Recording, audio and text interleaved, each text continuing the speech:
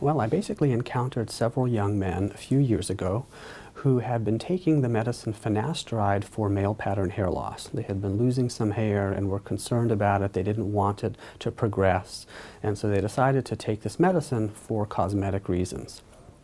And they reported to me that while taking this medicine, they developed sexual dysfunction in terms of having a low sexual desire or erectile dysfunction or problems with orgasm.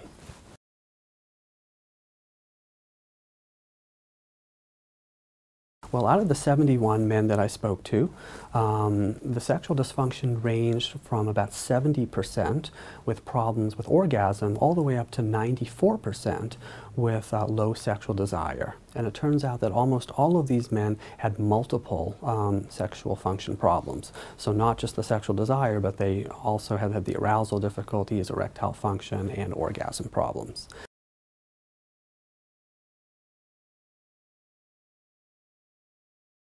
Now, my study does have a limitation in that, we can't quantify what the exact risk is.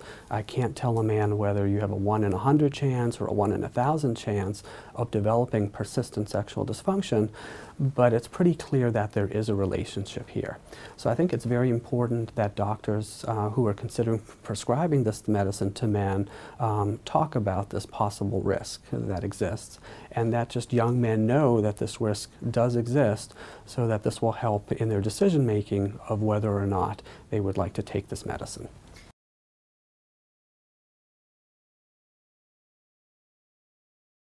But it's been very frustrating for a lot of these young men because they've sought care with medical professionals who have looked at the literature and have not noticed that there is the persistent sexual dysfunction.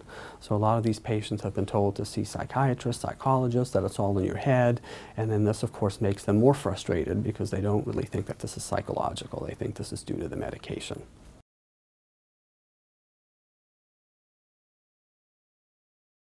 But I would estimate, hundreds of thousands of men worldwide, just given that the fact that male pattern hair loss is a very common phenomenon, and a lot of people are taking medicines that, want to help with their physical appearance.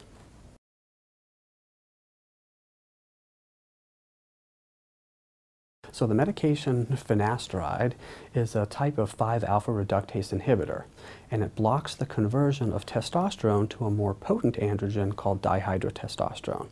And this more potent androgen called DHT is involved in male pattern hair loss in the skin follicles and also in enlarged prostates. So this medicine is used for younger men with the hair loss, but it's also used at a higher dose for older men who have enlarged prostates and urinary problems.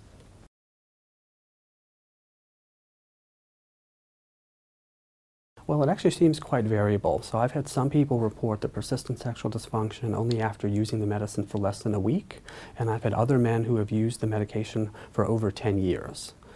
And likewise, the duration has been vast.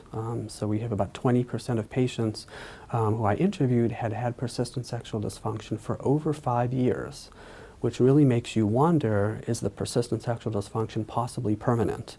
Are the changes in the hormone in the brain changing the neurons and the structure of the neurons such that they're interfering with how we normally process libido, orgasm, etc.?